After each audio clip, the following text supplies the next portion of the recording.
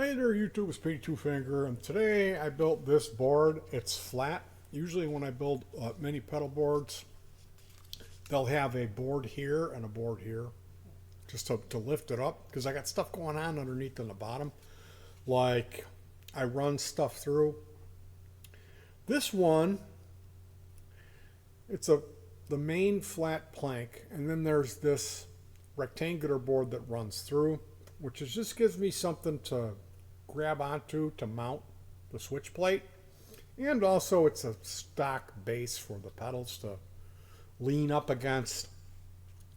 The battery pack is here. It's a pair of 18650 batteries, so this runs at 8.5 volts.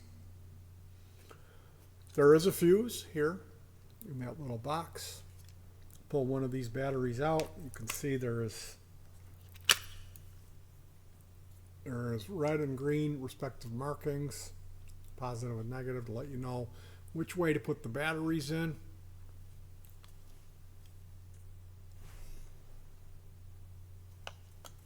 So the power switch is a shorty. We can see here it's not a real long toggle guy. Usually they're at least twice as long as that. And right now the LEDs are on. Yeah, here I'll do this. So there is a zip tie. I'll use there is a zip tie here that holds it fastens down the 2.1 millimeter DC cables. These two cables, there's two cables here that run up alongside either side of the battery compartment. One goes to each. One goes to each pedal, powering them. And there's a pair of zip ties here, one holding down each power cable at the top. So there's a pair of zip ties up here. There's a single zip tie here holding just the where the cables come in to meet the switch and to solder onto the battery tray. It's just holding them in place.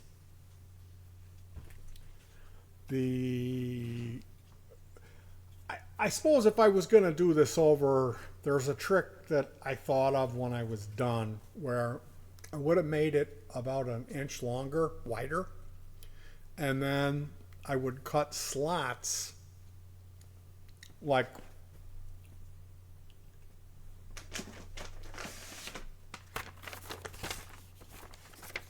oh boy.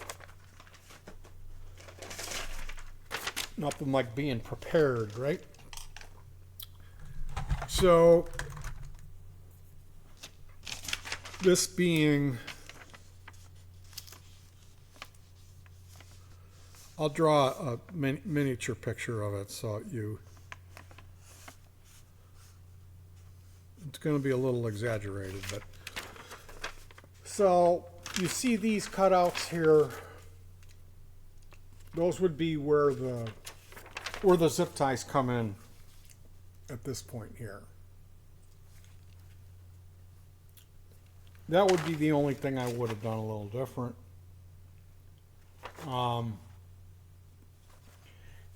If you look really carefully in here, you see that tan there? That tan in there? That's another board. There is a piece of slat wood that's glued in the center that separates the two pedals. And it gave me a little bit more this way to run the fasteners that hold the battery tray. There's 4 little tiny Phillips screws that hold the battery tray in. And I don't want to have real long screws. They're also real small. It's a real particular type of fastener. Like to have a flat head on it and then come down and then but I don't want those screws to be so long that they puncture through and come out. So if you grab this from underneath, it'll shred your fingers. So that was the idea. I had that little slat. That piece of wood is from a set of blinds. Someone had wooden blinds and they threw them away, and I went and got all of the string. They had some really nice thick twine in that set, but I repurposed and I used that for other stuff. But yeah, that piece of wood, I cut that down perfectly and just glued it in there, and that gave me a little bit more. And then when I was done, initially this piece of wood here was a slat from a baby crib, but this slat had been cut in half at one point. And I have some acrylic paint. You can get these large tube, like a tube like that, at the dollar store. And I went over the entire,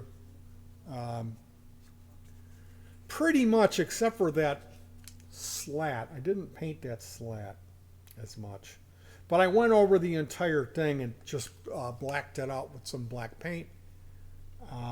That's something I've been doing lately on these projects, that a lot of times in the past I would have just left it be with the wooden look and think it looks cool because it's homemade, but it doesn't. If you black it out, it's just better in the long run. So Rangemaster, like I had built, this is my kick now, Rangemaster to our AC30 or AC15. It's an unbelievable sound.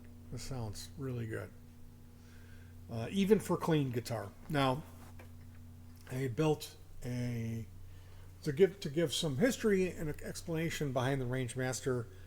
It may be if everything you learned from guitar comes from your uncle, who's from, let's say he's a guy who loves to snort caffeine pills that he buys from the local mom and pop. And perhaps he's from Nashville and he only knows about stuff that's from Nashville. Maybe your uncle is unaware of a Rangemaster and you never heard of it. Okay. And I got to tell you, it's a very big world out there, and you might not know everything, even though you think you do. Your uncle didn't tell you about a Rangemaster because he never saw one. They didn't have them here. They only had them in England. They were made in London. The company was called Dallas, and it wasn't in Texas.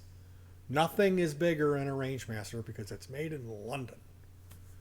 And they were made with germanium transistors, which is a whole nother headache. I built 2 Rangemasters when I got on this kick of clean boosts and I wanted to try this circuit. I looked at the names of the people who had used it, and they were all top players. And then I read about people who knew about these things, and they love them. Mind you, they're not without their flaws. Rangemaster is a treble booster. It's also a bass tamer. And some would say, depending on your setup and depending on what your ears want to hear, they might take away too much of your bass in your mid-range. And that's where I'm at with it. I like modifying Rangemasters. I like having it so it still does that magical thing to the high end, but it also doesn't just completely throw all of your low and mids to the ground. Does that make sense? Often I will pair a more harsh pedal like a treble booster with a full range or fat boost, bassy boost. Hence the full tone fat boost with the bass knob and then the treble booster. So this is what I'm into. This is what I'm doing. There's a guy, Rory Gallagher. You might know him as Rory Gallagher if your uncle told you about him. But Rory, his tone was It was a Stratocaster through a Rangemaster going into a Vox AC30. And he had this unbelievable guitar tone. And Brian May used to go see Rory Gallagher every Friday. He would go and see him. And he weaseled his way in backstage and got in there and said, "What's the secret to your tone?" And Rory turned him on, let him play it, said, "This is it. It's this treble booster." And the rest is history. That's what you hear on the Queen records. That's how Brian May is getting his distortion. Is cranking up a Vox AC30, but also a big part of that is making those tubes distort because he's slamming it with a Rangemaster. Make sense? So that's a little bit more information on Rangemasters. The idea behind this is to make it small and make the battery, like it's got to be small, but it has to have the battery pack too. So I did it this way. This is my first time doing it this way. I like how this turned out. I just don't like the switch. I don't like the switch. I'm not so much worried about shutting the switch off by accidentally kicking it, although that could happen. I think the better idea would have been if I would have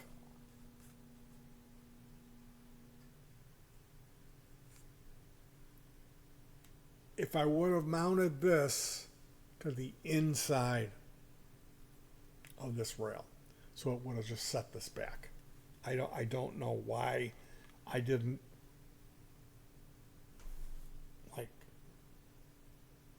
foresee that as what I would have need to have done. So yeah, I can always rebuild one of these and do it that way. What I saw in my head was taking a piece of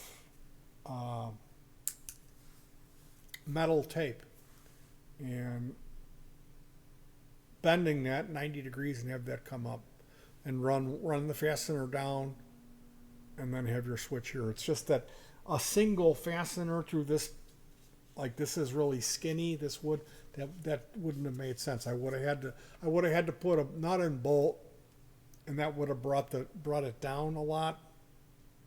It still would have worked, but I don't think it's really that big of a deal, and it's going to be really convenient for turning it on and off. And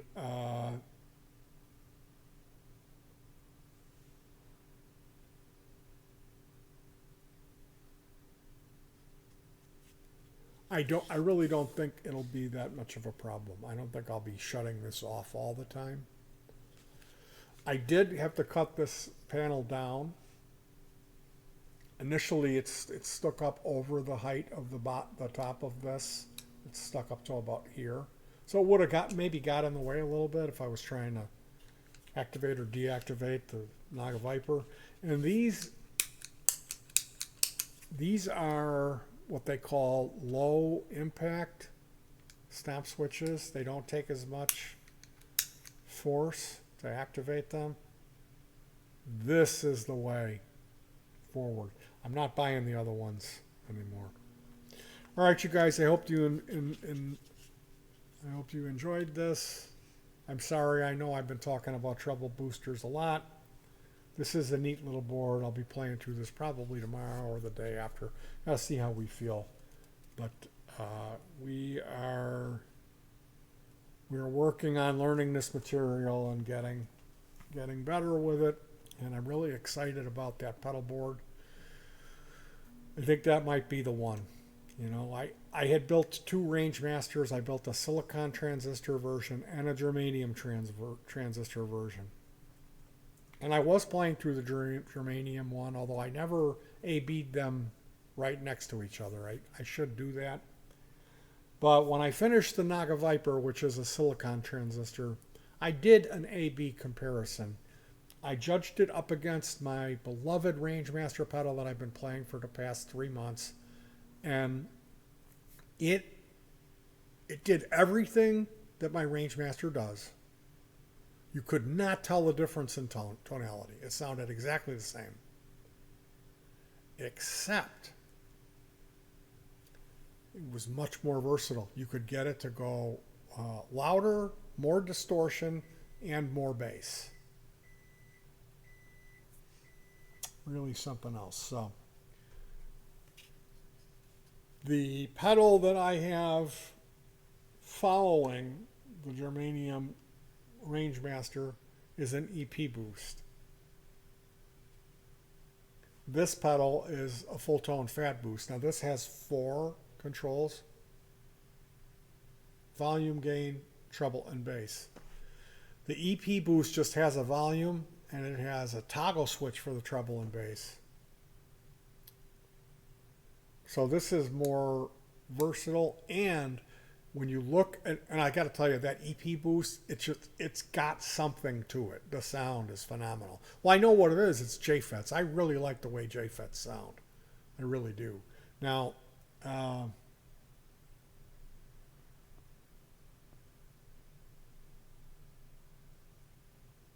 when you look at the EP boost, it's 2 JFET transistors. When you look at this, it's 4 of them. So I'm hoping that I don't lose the magic that I was getting with that EP boost when I introduce this. I'm hoping that it'll be the same thing with just more flexibility, more options. So I'm really excited about this. This probably actually represents like the end of the road for me as far as my, I hate to say this, chasing tone. That's what people call it. Guys were using this, the Rangemaster with the JTM 45. And I've got one of those here. So it'll be interesting to see. All right, you guys, thanks for joining me on this video. I will talk to you some soon. Hopefully we'll be doing some music.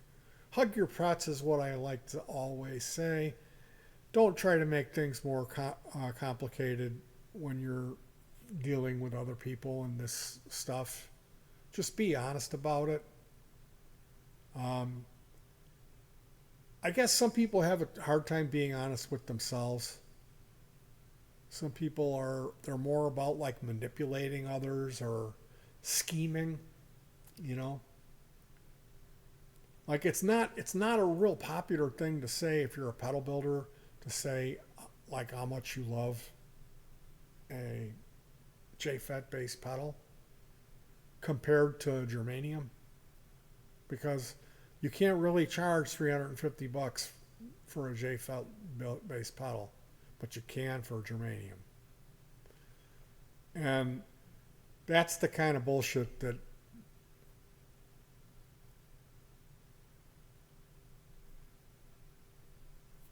it's very frustrating to me when I see people trying to manipulate others.